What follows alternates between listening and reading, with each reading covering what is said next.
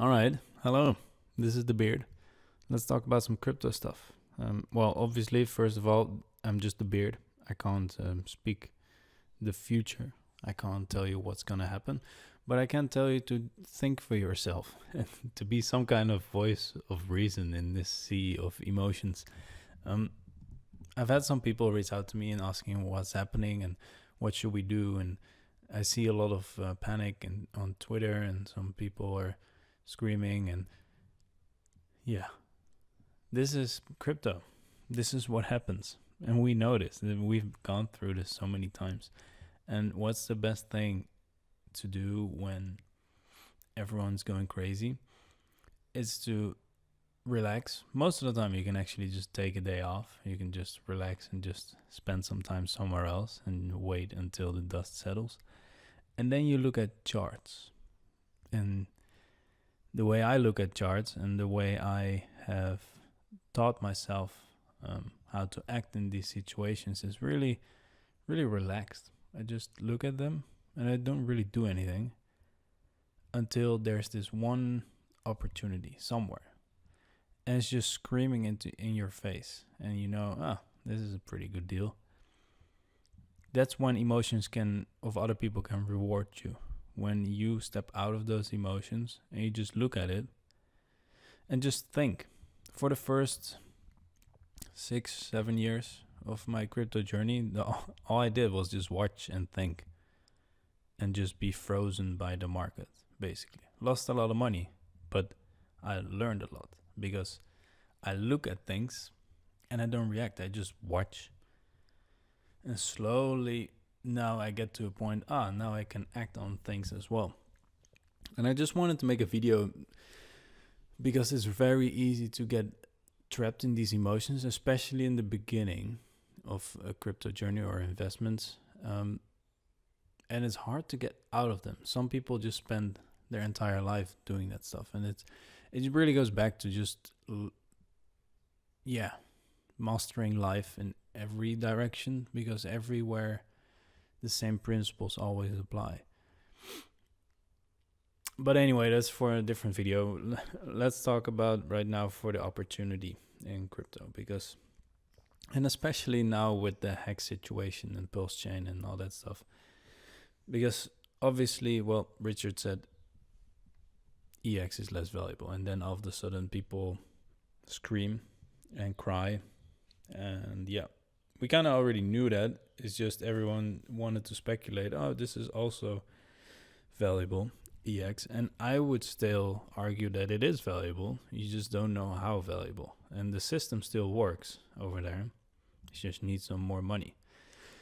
And that's one of the first points that I want to speak on, is some people think, why would anyone buy HEX? And especially eHEX, I guess. But like, why would anyone do that? Because look at it now. It's bleeding, and it's just bleeding, and it doesn't do anything. Let's look at the chart actually. Look, it's just bleeding. But actually, like, it's just here. It's back on this support line. It's pretty bad. I would say it blows through there. I'm not saying this is a good thing. I mean, it's kind of rough hearing Richard do that, and then I don't really think it was smart, because this was kind of a way going upwards. I'm not necessarily the technical analysis guy, but this looked like a chart that was going to go up, finally break something upwards, but hey, now it's down again.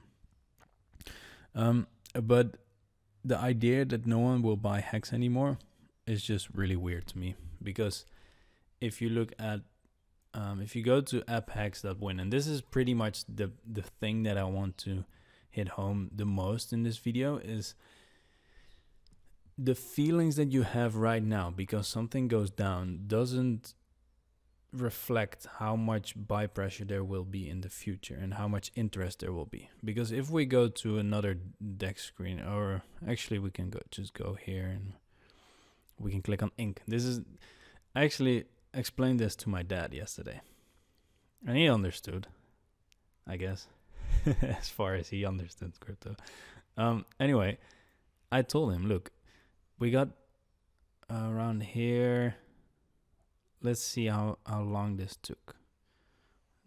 Date range.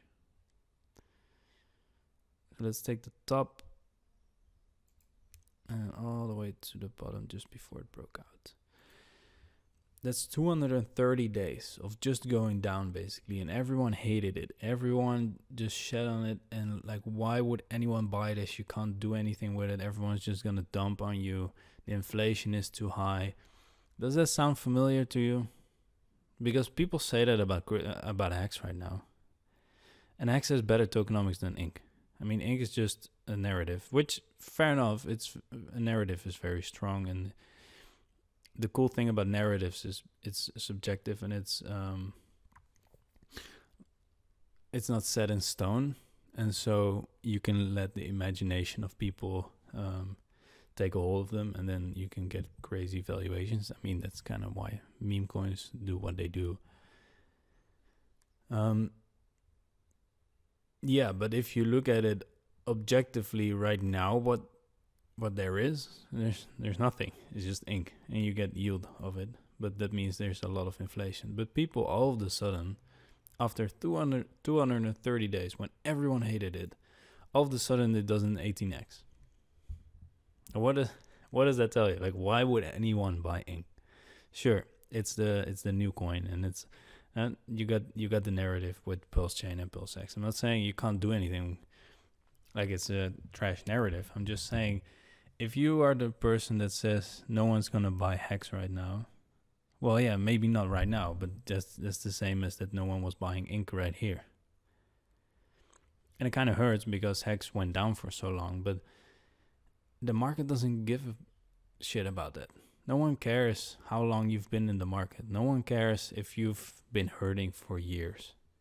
I don't care. Like, I've been hurting for years, and I don't even care for myself. Every time I see some positive stuff, some positive price action, I'm like, okay, this is amazing.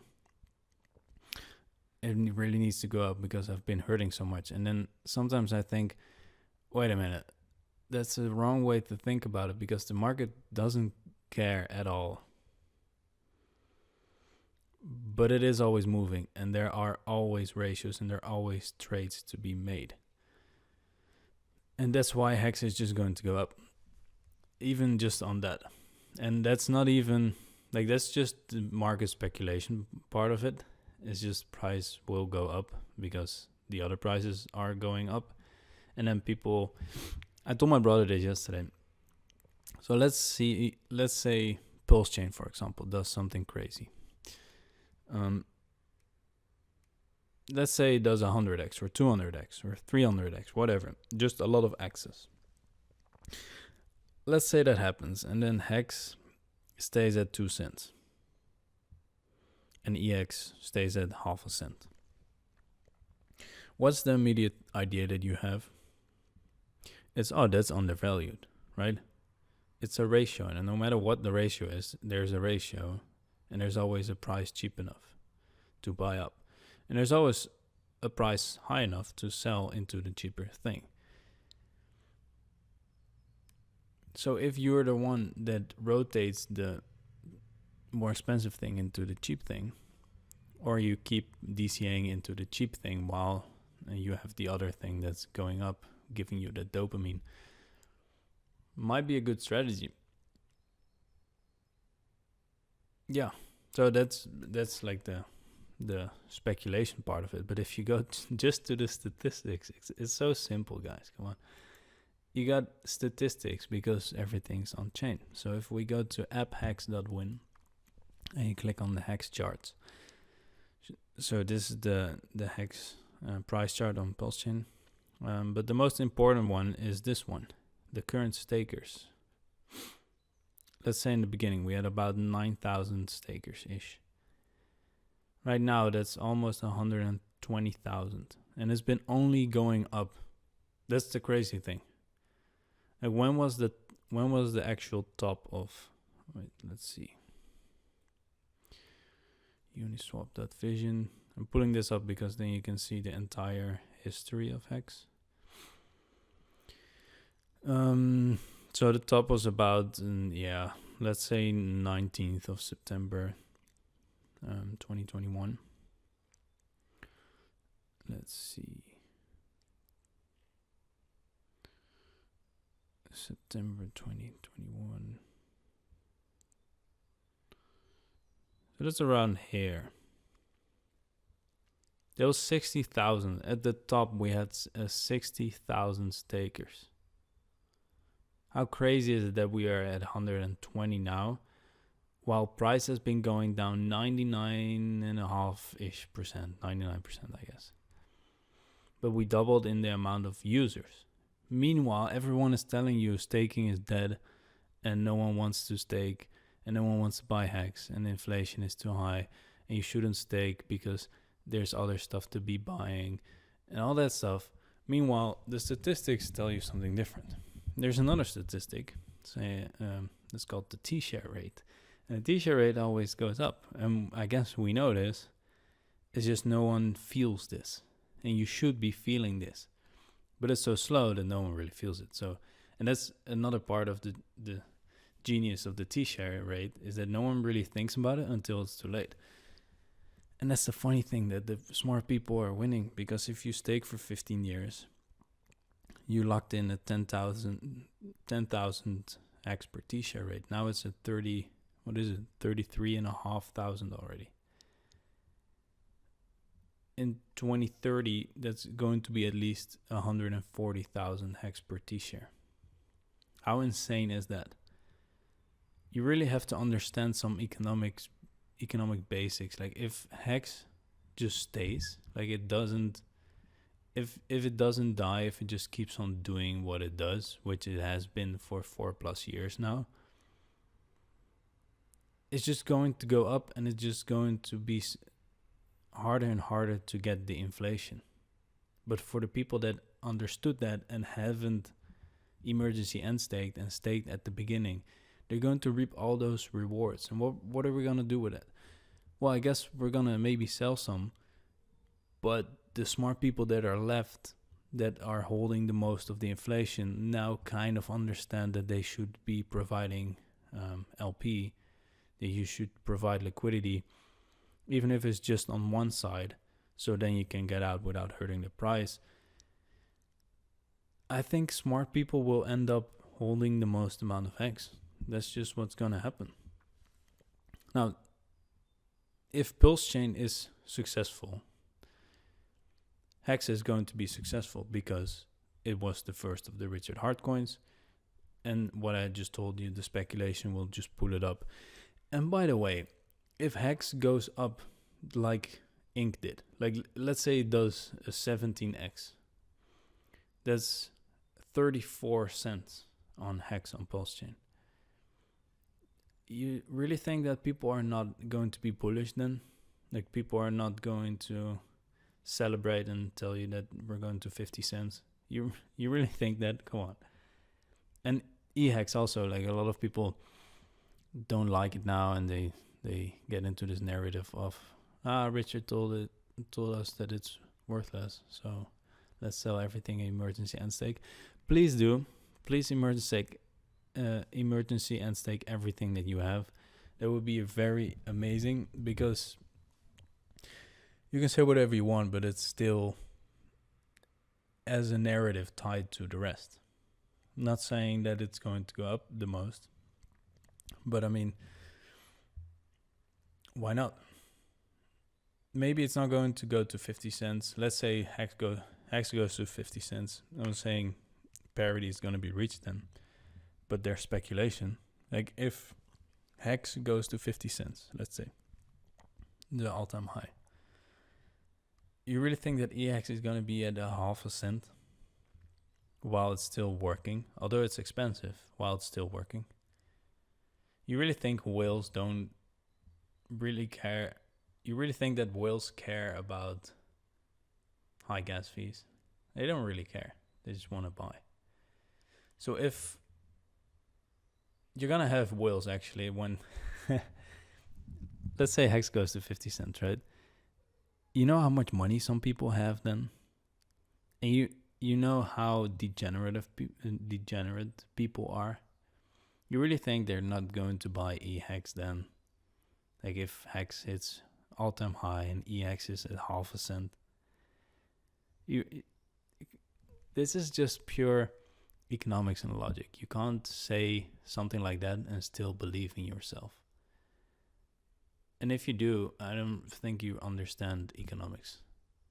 So that's the speculation part, but then you have the data to back it up.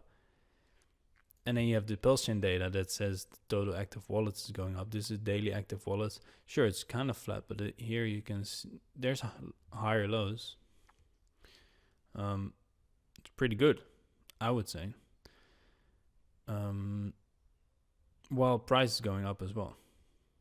We're having fun in Pulsechain. It's going pretty well. I think the data on HEX I find more solid, because you have the stakers that actually lock value up, and you have the T-share rate. I really enjoy that and see how the system is improving itself. But Pulsechain, over longer periods of time, you will probably see this trend up. Hopefully, huh? But yeah, this video is long enough, I guess. The most important thing is that you just stay silent, or you just look at things objectively. And I get that there's emotions, and I get that it's all hard, and we've spent a lot of time and effort in this, and if this is wrong, then meme coins are better. But the interesting thing is that in crypto you see the meme coins that are succeeding, but you don't see the ones that are dying constantly. And it's very tempting to go into those meme coin things. And I would actually say add some that have potential, but like small amounts, because they can get really big. But your core portfolio, I mean, don't start crying when things go down, because you see, just go back to the statistics every single time. You can just go back to the statistics and say, it's not that bad. Please show me a coin that has more participants as the price goes down. You could say, like, there's this bullish divergence in technical analysis, right? Where the price is going one way and the indicator is going the other way. Like, let's say, so the price is then the emotions of people, and the indicator is the statistics, is the numbers, the ratio, rationality. If those are divergent, if they go opposite ways, there's this thing called bullish divergence. When price goes down, but the indicator goes up, it's bullish. So if the number of stakers goes up while the price is going down, that's pretty good, right? I like that, because the system is going is worth more, while people are valuing it less. But as we saw in the ink example, it's a good thing when people value things less, because then you can buy it. And then all of a sudden it goes up, and then it's the best thing since sliced bread. Thanks for listening to The Beard. If you have any other things that you want me to talk about, let me know. I enjoyed this. This was good. If I missed some points, please also let me know, and we can discuss them. I'll see you in another